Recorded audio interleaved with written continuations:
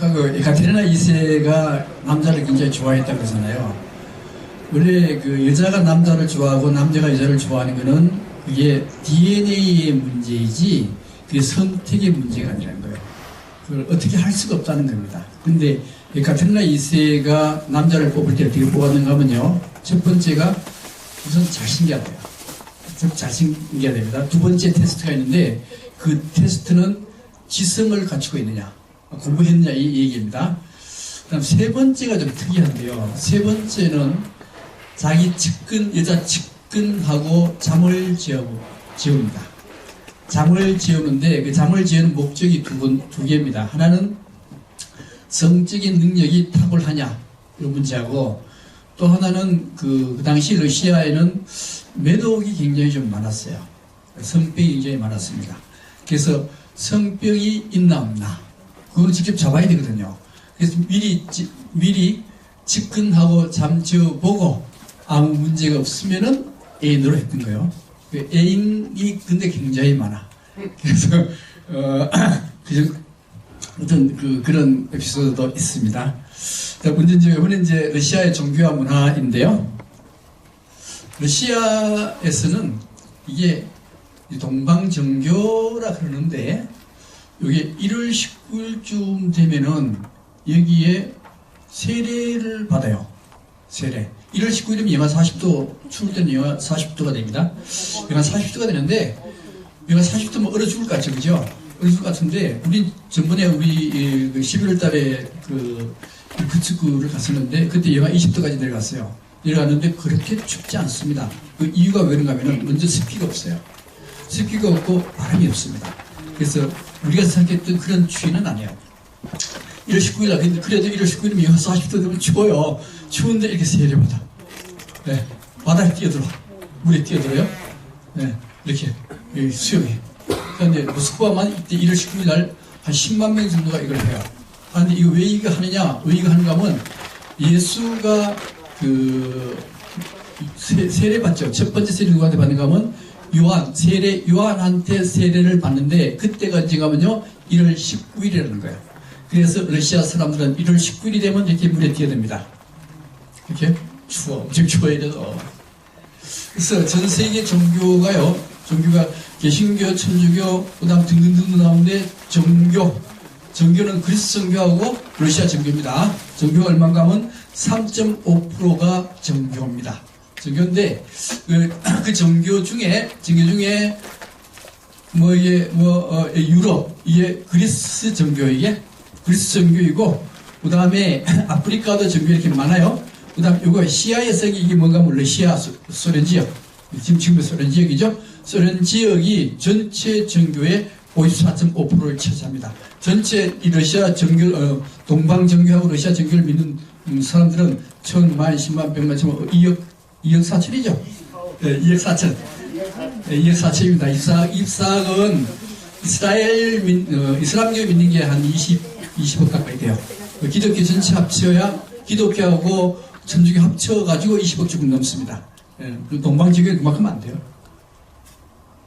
자, 그 다음 러시아의 경우는 러시아 정교를 믿는 사람들은 41%입니다. 이슬람교 믿는 사람도 많아요. 6.5%예요. 예, 이렇게 나머지 소수 정교입니다. 그 다음에 이 러시아 정교는 보통 어느 나라 종교든지 간에 거기다가 그 전통신앙하고 결합이 돼요. 우리나라 같은 경우에도 개신교를 믿든 성당을 믿든 불교를 믿든 전부 다 그 근본 신앙은 뭔가 하면요. 샤머니즘이에요. 90% 이상이 샤머니즘이죠.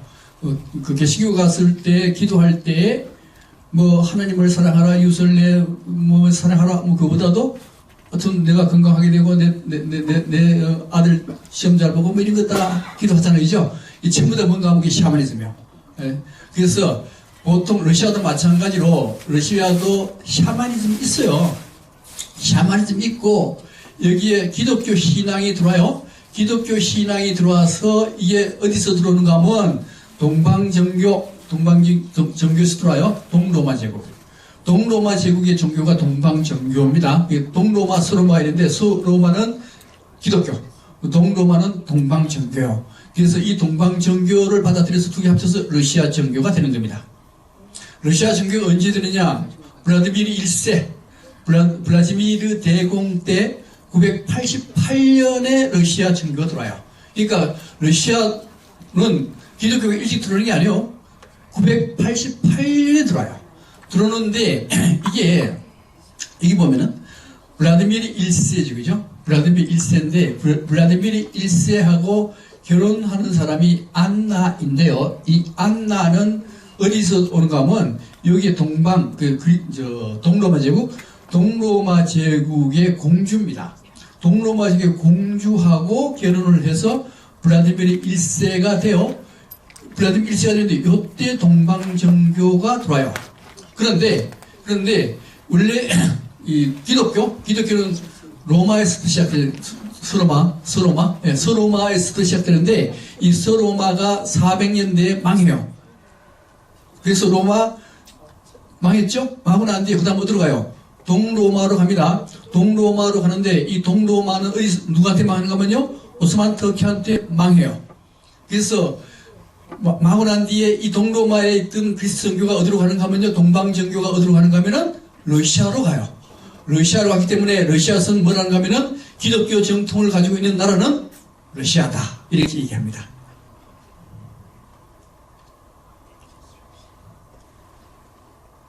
그 다음에 이게 러시아가 기독교를 받아들일 때 이제 기독교도 보고 기독교도 보고 천주교도 보고 검토를 했어요. 그 다음에 동방정교도 봤어요. 두 개를 딱 보고 얻은 걸 도입할까를 생각해요. 얻은 걸 도입하는가 하면은 동방정교를 딱 도입해요. 그 도입하는 이유가 뭔가 하면은 여기 기독교 로만 카톨릭에 의하면은 로만 카톨릭은 속건과 교권이 분리가 되어 있습니다. 이거는 속건이라는 게 뭔가 하면 황제의 권력, 이거는요 교황의 권력인데 여기 로만 카톨릭에서는 황제하고 교황이 분리가 되는데 서로 싸워요. 서로 싸웁니다. 서로 싸워요. 그래서 러시아 쪽 황제가 가만 보니까 이걸 가지고 들어오면은 황제의 권력이 누구한테 들어가요? 교황한테 들어가거든요. 그래서 이걸 도입하네요. 이유가 그겁니다. 그 다음에 동방정교를 가만 보니까 동방정교의 경우에는요, 황제 우위요. 황제가 우위고 그 밑에 주교가 있어요. 예, 그 밑에 교황이 있는 거야. 그래서 러시아가 그 기독교를 도입할 때 황제가 도입하는 거니까 교황이 황제 밑에 있어야 된다 해가지고 동방정교를 받아들이는 겁니다. 근데 이게 러시아 정교를 뭐라고 하면 제3의 로마라 그러는데 제1로마는 로마 제국이 이단화가 돼요.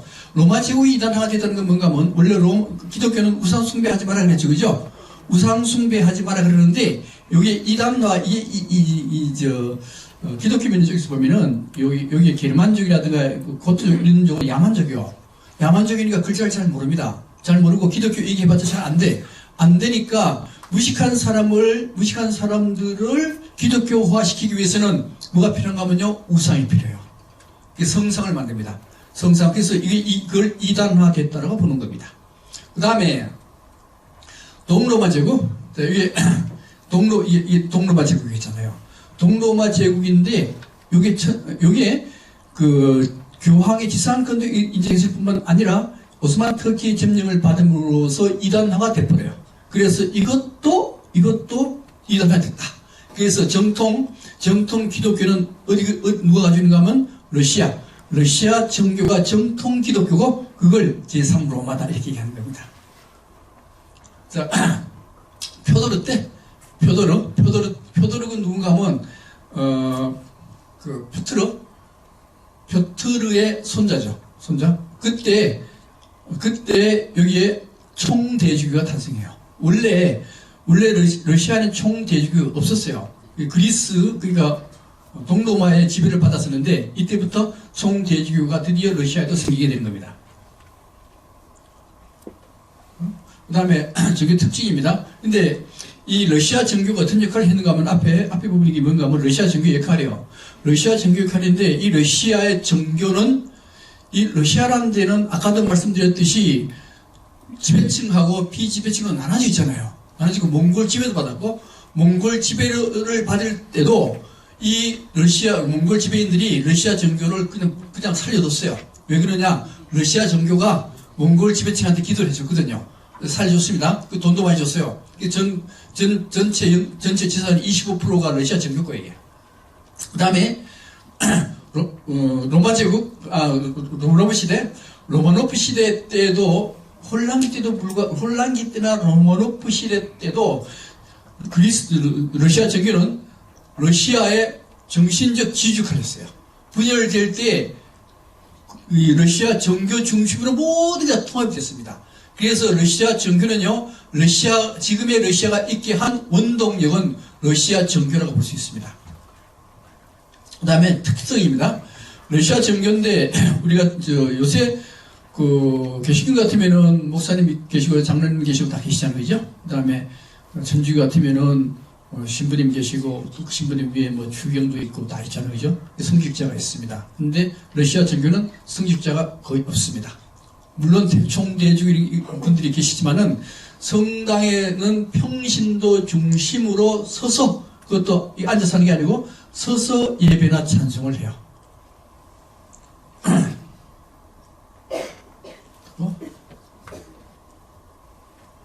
그 다음에 특히 이제 이게 성삼위일체인데요. 세르기우스 성당에 성삼위일체가 있는데 이 성삼위일체는 굉장히 중요한 역할을 합니다. 그래서 이 성삼위일체는 우리 이르크츠크를 가게 되면은 그 성당을 한 5개가 들어가요. 5개가 들어갈 때 거기다가 여기에 성삼위일체가 다 나옵니다. 성삼위일체인데 성삼이라고 하는 것은 하나님을 세 분, 이 누군가면요? 이 누구 같아요? 예수입니다. 예수, 이분은 성부, 성자, 성령이 돼요.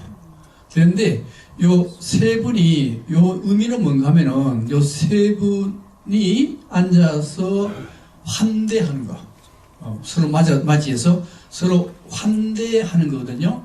환대하는 건데, 원래 환대의 의미를, 포스트 모더니즘 뭐라는 하면, 환대라고 하는 것은 그 반대적인 것도 있다는 거예요. 예를 들면은, 내가 귀한 손님이 왔는데, 남자 귀한 손님이 왔으니까, 어떤 여자 보고 이 사람을 환대해라. 이렇게 할 수 있는 거 아니에요. 그죠? 그 환대라 하는 것은 이 사람한테는 환대가 될지 몰라도 여자한테는 뭐예요? 치욕입니다.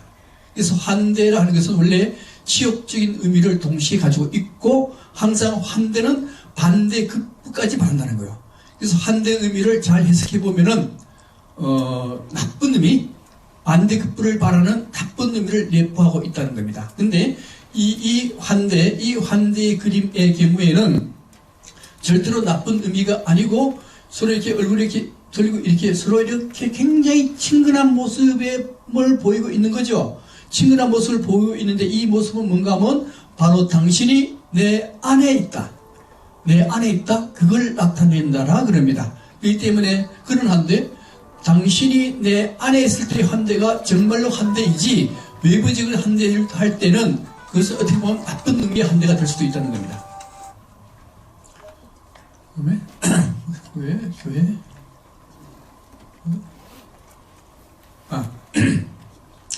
자, 러시아 정교회인데, 정교회란 뜻은요, 정통교회라 그런 겁니다. 정통교회는 뭔가 하면, 라이트 티칭. 그래서 이게 라이트는 바를 정자고 티칭은 가르친다는 뜻이거든요. 그래서 라이트 티칭의 의미가 바로 정교회입니다. 바르게 가르치는 교회, 그 정교회거든요. 정교회인데 이 서방교회하고 동방교회, 동방정교가 분리가 되는데, 그 분리가 어디서 분리가 되는가 하면요, 맨 처음에 분리되는 것은 이거 뭐야? 처음에 분리되는 것은 325년에 니케아 공의회하고 에페소스 공의회 431년에 두 번의 공의회에 가지고 공의회에서 이 공회의는 무슨 의미인가 하면 예수가 신이냐 인간이냐 이 문제예요. 신이냐 인간이냐. 처음에 니케아 공회의에서는 아리우스파는요 예수는 신이 아니라는 거예요. 근데 인간이라는 거예요. 근데 여기 보는 네스토리스파는 예수는 신이다는 거예요. 그래서 네스토리스파 이깁니다. 이거 아리우스파는 이단으로 돼요. 그 다음에 에페소스 공회의, 에페소스 431년에 일어나는데, 요 431년에 일어나는 것은 예수가 신이냐, 아니냐, 신이냐, 아니냐, 신성의 문제인데, 역시 신성으로 되면서, 여기 에페소스 공회의는 완전히 신성으로 됩니다. 근데 문제는 뭐가 있는가 하면요, 요거, 여기 11세기 1054년이요. 1054년에 어떤 문제가 생기는가 하면은, 여기, 이게 성부죠. 이 성자입니다. 이게 성령이에요. 근데, 성령은, 이거 사실 기독교를 잘 모르시는 분은 이게 무슨 소린가 하실 수가 있는데, 불교를 믿는 분들은 이게 법신 비로자나 부처입니다. 요 석가모니 화신이고요. 요 성령은 보신에 해당이 돼요. 되는데 여기에 이 성령은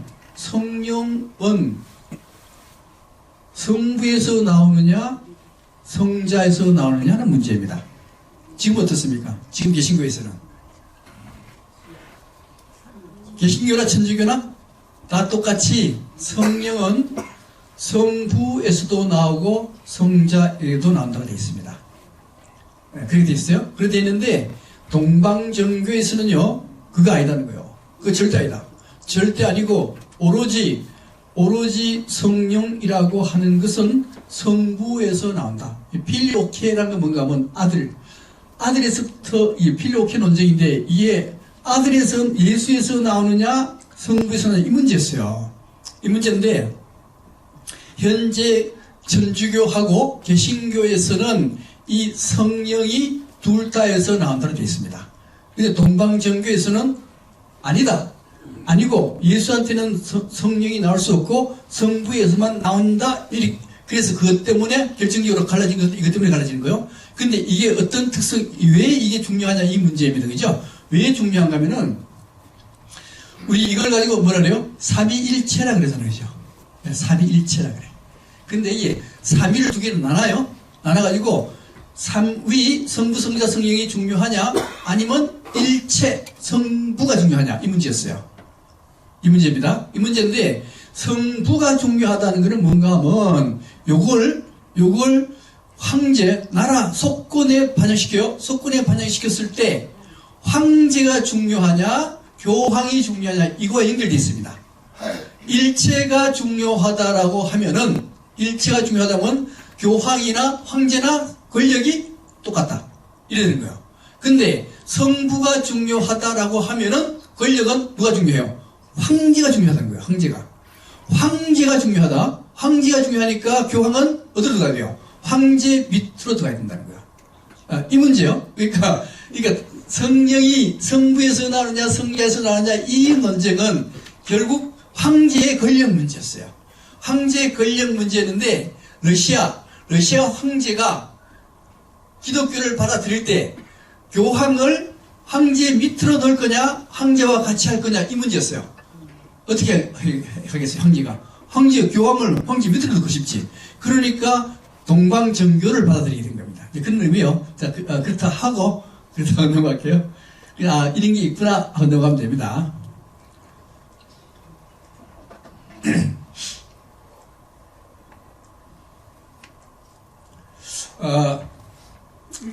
동방정교 비록 성령이 성부에서 나오냐 성자에서 나오냐 이 문제가 동방정교가 갈라졌다 하더라도 러시아 정교 사상은 보통 기독교하고 조금 다른 면이 있습니다. 이 동방정교 러시아 정교는 인간을 어떻게 이해하는가 하면은 자 인간에게도 여기에 누가 있는가 하면 내재적으로 하나님을 가지고 있다. 내 안에 하나님이 있다라 보는 거예요. 그래서 여기 바깥에 있는 초월적인 하나님하고 여기 내 안에 하나님하고는 서로 얘기를 하면서 내가 내 안에 있는 하나님을 바깥의 하나님과 똑같이 만들려고 하는 노력, 이것이 인간이라고 보는 겁니다. 네. 조금 틀리죠, 그죠? 기존 기독이 조금 틀려요. 그 다음에 또 하나는 생명 이해입니다. 이게 모든 생명체들이 다 이제 우주 자연이요.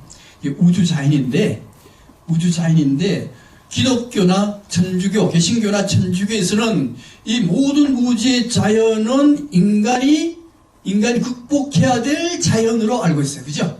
인간은 항상 이걸 개발해가지고 인간들이 잘 쓸 수 있도록 그렇게 하는 걸로 알고 있습니다. 왜? 피조물이니까.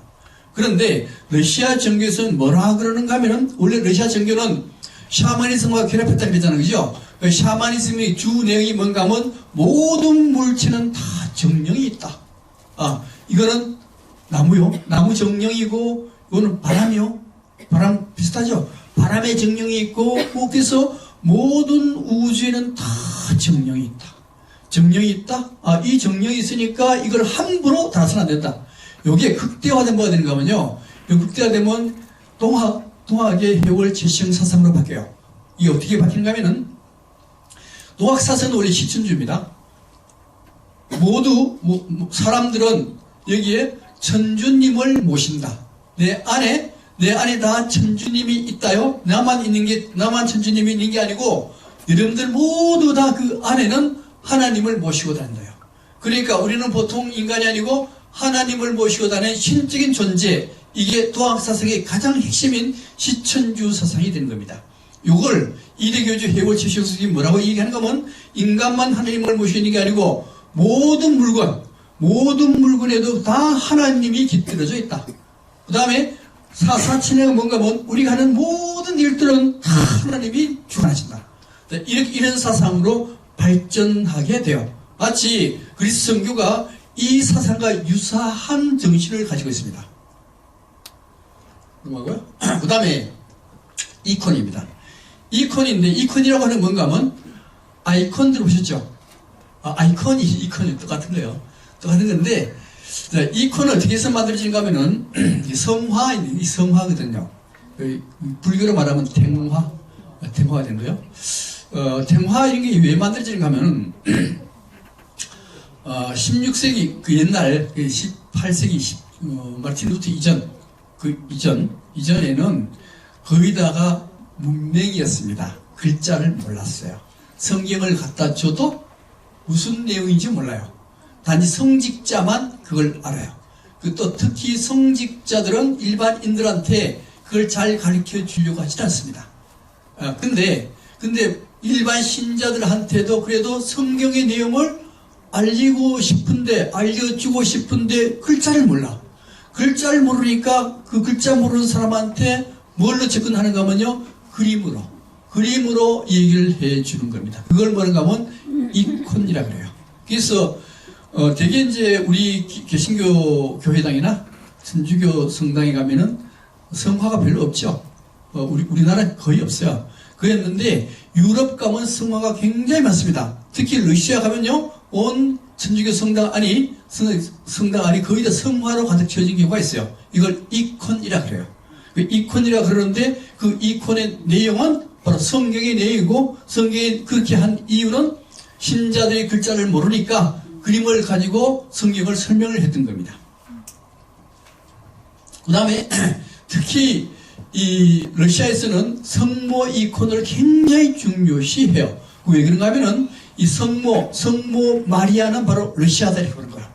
러시아. 그래서 성모 마리아는 러시아고 여기에 이 예수는 마치 러시아 백성과 같은 거요. 그건 존재인데 이 성모 마리아가 우리 러시아 백성을 잘 보살핀다. 이런 내용을, 이런 걸 가지고 있거든요. 가지고 있다 보니까 요 성모 마리아 이콘을 굉장히 중요시 합니다. 그래서 우리가 일크츠 갔을 때 성당을 많이 둘러보게 되는데 그 성당 안에 이런 이콘이 많은 이유는 그런 의미를 가지고 있는 거예요. 이거, 예. 그 이콘도 다 의미를 다 가지고 있어요. 다 의미를 가지고 있습니다. 특히 카잔의 성모, 이 카잔의 성모인데요. 이 카잔의 성모는 어느 성당 가도 거의 다 있어요. 거의 다 있는데 이게 왜 거의 다 있는가 하면 아까 이반 내지 이반 4세 들어보셨죠, 그죠? 이반 4세 미친 황제. 자, 이반 4세가 마지막에 몽골 타타라고 싸움을 하는데 어디서 싸움하는가 하면요, 카잔에서 싸움을 해요. 카잔에서 싸움하는데 카잔에서 이반 내제가 타타를 완전히 무찔러버립니다. 그 무찔렀을 때 그 원동력은 어디냐 하는 건데 바로 카잔의 성모라 하는 겁니다. 그래서 카잔의 성모는 러시아에서 가장 중요한 이콘으로 취급받고 있는 겁니다. 이거죠? 복제품 그림이 이렇게 돼요. 진품은 여기 있는데 이건데 요 안에 들어가 있습니다. 그 다음에 성삼위일체, 또 안드레이 르블레프의 성삼위일체도 굉장히 중요한 이콘으로 되기 때문에 성당에 가면 이 그림이 굉장히 많이 걸려 있습니다. 그 다음에 마지막으로 이제 러시아의 시베리아 진출과 개발인데요. 땅이 굉장히 넓죠. 네, 굉장히 넓어 이렇게. 네, 굉장히 넓습니다. 그래서 여기에 우랄 산맥이 이렇게 있어요. 우랄 산맥이 있는데 우랄 산맥의 서쪽, 이건 유럽이 돼요. 상트페테르부르크는 이쪽에 있어요. 그렇죠? 그 다음에 우랄 산맥의 동쪽은 아시아입니다. 아시아. 그리고 우랄 산맥 서쪽이 유럽이고 우랄 산맥의 바로 옆에가 서시베리아. 그 다음에 여기가 중앙시베리아. 그 다음에 극동시베리아. 이렇게 나눠집니다. 여기 서시베리아, 동시베리아, 극동시베리아. 네. 기후가 강수인데요. 우리가 가는 이르크츠크는 7월달에 가잖아요. 7월달에 가면은 18.2도가 아마 평균 온도쯤 되는 것 같아요. 평균 온도 18.2도이기 때문에 아침엔 조금 싸늘하고 낮에는 조금 덥습니다. 여기는요. 비는 이때가 좀 많이 와요. 이때 102mm 정도 뭐 이렇게. 자, 이르크츠크입니다. 모스크바 있고 이렇게 해서 이르크츠크. 이게 뭐예요? 이게 바이칼루스. 이게 몽골. 여기 블라디보스토크. 네, 이르크츠크입니다.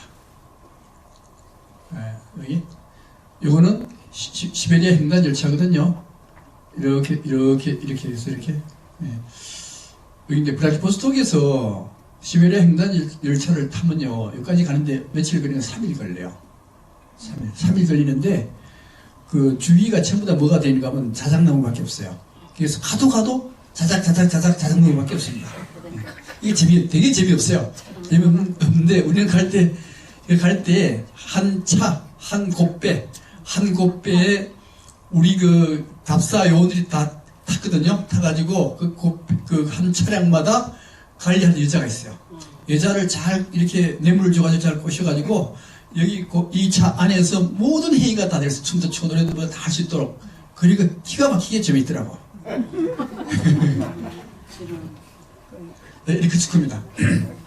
이르크츠크인데 이 이르크츠크가 시베리아의 파리라 그럽니다. 왜 시베리아의 파리라 그러는가 하면은 이 데카브리스트 반란이라는 게 있는데요. 12월 달에 일어난 반란이 있습니다. 반란이 있는데 그 반란 때 120명이 이쪽으로 유배로 오게 돼요. 유배로 오는데 이 120명이 러시아의 가장 기적적이요, 가장 문명의 혜택을 받은 사람들입니다. 이 120명이 와가지고 120명이 와서 뭐 하는가 하면 이제 광산에 가가지고 뭐 노역도 해요. 노역하는데 어느 정도 풀리면은 광산에서 벗어나서 이르크츠크에 살도록 해줍니다. 그래서 이르크츠크에 120명이 사니까 이쪽에 야만인들이 살았죠. 야만인들이 살았는데 그 유배 온 사람들에 의해서 문화가 발전하게 되는 겁니다. 문화가. 예. 요 강은 앙카라 강인데요. 요 앙카라 강이고 이 상류가 바이칼 호수입니다. 바이칼 호수에서 나가는 물은 앙카라 하나밖에 없어요. 물량이 엄청나게 많습니다. 그래서 이게 수력 발전소가 만들어지는데 이 수력 발전소 때문에 이 이르크츠크의 전력비는 러시아의 평균 전력비의 한 25%밖에 안 돼요. 전력비가 굉장히 쌉니다. 이게 앙카라 강이고요. 앙카라 이르크츠크역에 키예프 광장 뭐 등등등등 발콘스키 박물관 우리 가는 데가 발콘스키 박물관 그다음 십자가 교회 등등등등 갑니다. 예. 됐고 그 다음에 여기 이게 바이칼 호수고요. 여기에 부리아트족이 살았어요. 여기에 예, 또 아른선도 사는 게 부리아트족이에요. 부리아트족인데 이게 바이칼의 부리아트족이 한국인하고 유전자가 똑같아요. 사람들 모습이 이렇습니다. 이웃집 아저씨처럼 생겼죠. 예, 부리아트족이요. 그 다음에 또 우리 가는 데가 어딘가 하면요. 데카프리스트발라는 트르베츠코이하고 에카테리나 이쪽으로 가는데 여기 박물관을 가요. 이 발콘스키 박물관하고 그 옆에 트르베츠코이 박물관이 있어요. 가는데 이게 어떻게 생겼는가 하면은 1812년에 이게 1812년의 전쟁은요. 프랑스하고 러시아가 싸웠던 전쟁이에요. 전쟁에서 러시아가 이기죠. 이겼을 때 그 가장 큰 공을 세운 사람들은 러시아의 농민들이었습니다. 농민들이었는데 이 사람들에 의해서 전쟁을 이겼어요. 이기니까 러시아의 그 전쟁에 참여했던 귀족들도 농민들을 다시 보게 되는 거예요. 다시 보게 되는데 문제는 전쟁 이후에도 농노제가 그대로 유지했단 말이에요. 유지했는데 이 러시아 귀족들이 어떤 생각하는가 하면 만약에 이 농노제가 그대로 유지되면은 이것은 언젠가는 폭발적인 혁명을 일으키게 된다. 폭발적인 혁명을 일으키게 되면은 우리 귀족들은 한 사람도 살아남을 사람이 없다. 그러니 우리 귀족들이 미리 이걸 방지하기 위해서 혁명을 일으켜야 되겠다. 그래서 혁명을 일으켜요. 그래서 언제 일으키는가 하면 1825년 12월 14일 날 귀족들에 의해서 혁명이 일어나요. 혁명이 일어나는데 이 혁명에서 이 혁명 대장이 누군가 하면 트르베츠코이가 혁명 대장이에요. 혁명 사령관이죠. 사령관인데 원래 이게 3월 달에 일어나기로 했었는데 여기 황제가 갑자기 죽어요. 죽으니까 권력의 공백 상태가 벌어집니다. 공백 상태가 벌어지는데 이때 니콜라이 1세가 황제로 등극하는 날, 그날 반란을 일으키는데 반란은 원래는 상당히 많은 병력이 동원되도록 했는데 이 3,000명밖에 동원이 안 돼요. 안 되고 트르베츠코이가 총사령관인데 반란은 총사령관인데 그 옆에서 이 반란은 분명히 실패한다. 너는 가지 말해서 붙잡아버린 거예요. 붙잡아버리니까 트르베츠코이는 여기에 반란에 참여를 못해요. 못하고 바로 전부 다 사살되거나 다 잡힙니다. 잡혀가지고 재판을 받아요. 재판 받는데 570명 정도? 570명 정도가 유배. 재판을 받아가지고 감옥까지 하고 5명 참수. 사형입니다. 사형인데 총사령관 누구요? 총사령관이 트르베츠코이인데 만약에 트르베츠코이가 여기 참여했다면은 사형이죠. 사형인데 이 사람이 참여 안 했어요. 안 하니까 사형 안 당하고 어디로 가는가 하면 이르크츠크로 유배를 가게 되는 거예요. 유배 가는데 몇 명 가면 120명이 유배를 갑니다. 유배가요? 예. 그래서 트르베츠코이 집 박물관이에요. 박물관인데 이 트르베츠코이의 부인이 에카테리나인데 요 트르베츠코이보다 10살 많아요. 10살 많은데 전부 다 러시아의 최고의 귀족 가문이죠. 최고의 귀족 가문인데 이 트르베츠코이가 드디어 시베리아 유배형을 떠났습니다. 유배형 가면 언제 들어올지 몰라요. 언제 들어올지 모르는데 이 에카테리나한테는 뭐라고 이 당국에서 얘기하는가 하면 너가 만약에 트르베츠코이하고 이혼만 한다면은 너의 지위를 그대로 유지시켜주겠다. 이렇게 하는 거예요. 근데 에카테리나는 거부합니다. 거부하고 임신했는데 애를 낳았는데 애를 맡겨두고 직접 이르크츠크로 떠나요. 떠나가지고 거의 5개월 걸려가지고 이르크츠크에 도착을 했는데 그때 겨울 때입니다. 얼마나 추웠겠어요. 다 이것만 하면은 정말 편하게 살 수 있는데 그걸 다 물리치고 직접 떠나요. 떠나가지고 근데 이 트리베츠코이는 일크츠크에 있는 게 아니고 한참 더 들어가야 돼. 한참 더 들어가야 되는데 만나지 못하게 해요. 그래서 상당한 기간 동안 기다렸다가 가서 보니까 트리베츠코이가 이게 팔찌 이게 발에 질질 끄는 거 있죠? 12kg 되는 걸 끌면서 광산에서 노역을 해요. 그걸 보고 이 에카테리가 트리베츠코이의 발에다가 입을 맞췄다는 거 아닙니까? 그리고 거기서 간신히 허락을 얻어서 이제 노역에서 좀 가면 좀 풀려나요. 풀려나서 집을 하나 얻어가지고 생활하다가 그 다음에 일크츠크로 석방이 돼요. 석방되는데 석방 조건은 일크츠크에만 살아라. 그래서 일크츠크에만 삽니다. 살 때 이 에카테리나가 모스크바 귀족아니에요. 귀족이니까 그쪽에서 많은 약분가를 받아요. 받아가지고 일크츠크의 백성들한테 모든 걸 다 혜택을 그쪽 다 줍니다. 그래서 주고 난 뒤에 나중에 이제 폐렴에 걸려요. 폐암에 걸려서 죽습니다. 여기서 죽어요. 죽을 때 이 일크츠크에 있는 모든 사람들 울었다는 거 아니에요. 울고 그 다음에 여기 귀족들도 다 이게 장례식에 참여하고 그리고 이 사람이 어디에 묻히는가 하면 수도원에 묻혀요. 유영수에 찾던 족쇄입니다. 족쇄. 에카테리나하고 만년의 트리베츠코이. 그다음 발콘스키입니다. 이게 발콘스키인데요. 발콘스키와 마리아입니다. 마리아도 나이 차이는 18살 차이요. 굉장히 많은데 이분도 마찬가지로 모든 명예 다 버리고 이 사람 찾아가요. 찾아가지고 역시 같이 살게 돼요. 이런 사람들이 몇 명이냐? 120명 다 그렇다는 게 아니고요. 120명 다 그러면 그것은 사람이 아니죠. 120명 중에 11명이 모든 명예를 다 버리고 고통스러운 남편을 찾아가서 같이 살게 되는 겁니다. 그래서 우리가 가는 데는 박물관도 가고 그 다음에 아까 죽었던 사람들 아까 에카테리나 가면 제라멘스키 수녀원에 거기 있어요. 수녀원 들어가기 전에 꼴착 제독 동상이 납니다. 이 꼴착 제독 동상인데 늘 전쟁하고 1차 세계대전 때는 독일제 승리해서 국민적인 유흥받다가 러시아 혁명 때는 반대로 반혁명 분자로 지켜가지고 총살형을 당했던 꼴착 제독 동상이 여기 있어요. 지라멘스키 수녀원에 여기에 에카테리나의 아이들도 일찍 죽어요. 에카테리나의 아이들하고 그 다음에 에카테리나의 무덤이 여기 있습니다. 이게 에카테리나 묘지입니다. 그다음에 카잔 대성당도 가고 성당은 한 5개 정도 가요. 있는 거 거의 다 갑니다. 성당 내부입니다. 내부 이렇게 되고 바이칼입니다. 바이칼 호수를 가게 되는데 자 이게 시베리아 횡단열차를 타고 이렇게 해서 우란도에 거쳐가지고 이르크츠크를 갑니다. 이르크츠크를 가가지고 비엔나를 거쳐서 여기 오면은 여기서 아른섬에서 배를 타고 들어가야 돼요.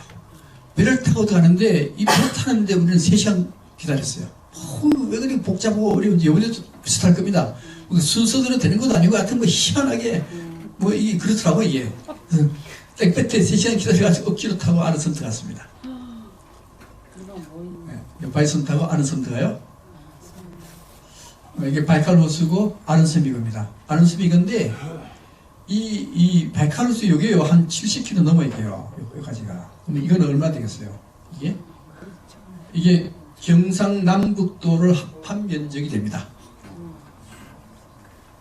그래서 바이칼 호수 규모인데요. 넓이는 경상도 남북도의 크기고 세계 총 담수량이 20%입니다. 인류 전체가 바이칼 호수 물만 마신다 그랬을 때 50년 동안 마실 수 있어요. 그 다음에 물이 계속 나오니까 마셔도 또 나오니까 평생 마셔도 되거든요. 바이칼 호수 하나면서 된다는 거요. 그래서 바이칼 수자원의 가치가 2경 3천조 원 된다 이게. 아른섬 크기는 서울 정도 넓이고 아른섬에 산도 하나 있어요. 이게 1,300m. 여기입니다. 그 다음에 한민족하고 이제 바이칼의 관련성인데요. 이 바이칼의 뜻은 뭔가 하면 샤만의 호수라는 뜻입니다. 샤만의 호수. 뭐 이런 말 뜻입니다. 바이칼을 우리말로 하면 발칼호, 밝고 큰 호수라는 뜻도 이렇게 또 해석을 합니다. 브리아트족인데요. 브리아트족은 우리하고 같죠, 그죠? 얼굴이 같아요. 같은 인종입니다. 같은 인종인데 이 브리아트 어원이 뭐냐는 건데, 어원은 박족에서 나타나요. 브리아트 박달족 아시죠? 박혀컷의 박달. 근데 이거는 박족, 박달족 뭔가 하면 이거 태양을 숭배하는 족이라는 거예요. 그래서 브리아트족은 태양을 숭배하는 족인데, 우리 고구려 3조고 보셨죠? 3조고도 보셨을 것이고, 브라హ്문화론, 제남선의 브라հ문화론 들어보셨죠? 그죠? 브라హ്문화론이 뭔가, 브라함은 밝다는 뜻이요. 그래서 이 고구려를 중심으로 한 나라는 고구려, 그 다음에 신라까지. 신라도 박혀컷이가 박다는 뜻입니다. 전부 다 우리나라는 태양을 숭배하는 종족, 박족이었습니다. 박족, 그래서 브리아트도 바로 태양을 숭배하는 박족과 같다는 의미입니다. 그 다음에 아른섬은 아른섬, 이제 이게 여기서 바지선 타고 들어가거든요. 그러면 한 70km 돼요. 되는데, 이게 여기 집차를 타고 들어가는데 좀 불편해요. 좀 불편합니다. 그런데 이게, 아른섬, 이 아른섬이란 것도 그 어원은 아리근 바다인데, 이거는 뭐예요? 밝은 바위. 그런 의미를 가지고 있습니다. 그 다음, 부르한바위. 이 아른섬에서 가장 중요한 바위가 하나 있는데, 그게 부르한바위, 이게 부르한바위입니다. 부르한바위인데, 이 부르한바위라 하는 것도 브라함에서 나왔다. 브라함은 우리 최남선이 브라హ്문화론이라는 걸 썼어요. 브라హ്문화론이 뭔가 하면, 고려나 신라나 전부 다 우리 문화는 밝음의 문화. 밝은 브라함이에요. 그게 브라함. 그 태양 문화. 태양을 숭배하는 문화였다. 태양을 숭배하는 문화인데, 그게 부르하는 바로 브라함과 같은 것이다. 그렇기 때문에 이 부르한바위라 하는 것도 바로 우리 민족의 시원인 브라함에서 나왔다라고 얘기를 합니다. 부르한바위가 여기 있어요. 이 관심타 와서 여기가 부르한바위예요.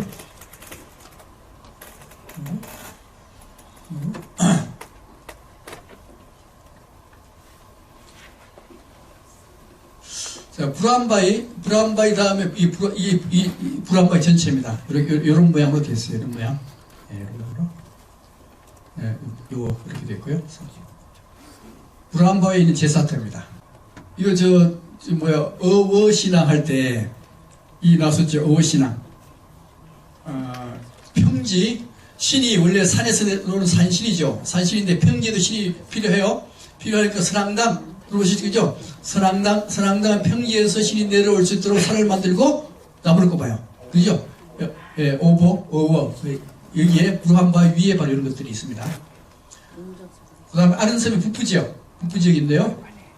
사자바위, 여기 사자바위, 사자 비슷해요. 악어바위, 악어 비슷하죠? 어딘가 하면,